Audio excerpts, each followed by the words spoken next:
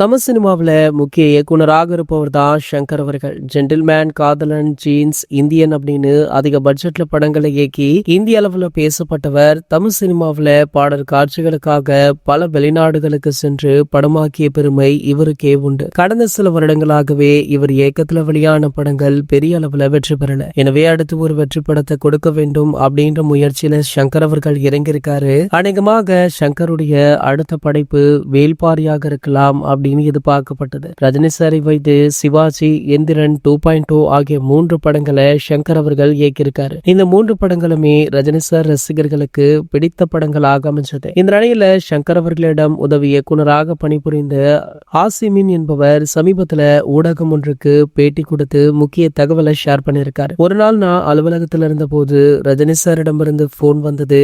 சங்கர் சாரிடம் அவர் ஒரு அரை மணி நேரம் பேசிக் கொண்டிருந்தார். அதன் பின்னர் மேலே இருந்து கீழே வந்த சங்கர் சார், எல்லா உதவி இயக்குனர்களையுமே கூப்பிடுங்க, நாம நாளைக்கு ஊட்டிக்கு போறோம், ஒரு படத்திற்கான கதை டிஸ்கஷன் அப்படின்னு சொல்லி எல்லோருமே ஊட்டிக்கு போயிருக்காங்க. எழுத்தாளர் சுஜாதா அவர்களுமே அந்த கதை விவாதத்துல கலந்து கொண்டிருக்காங்களாம். எல்லா இயக்குனர்களுமே ஒவ்வொன்று சொன்னாங்க.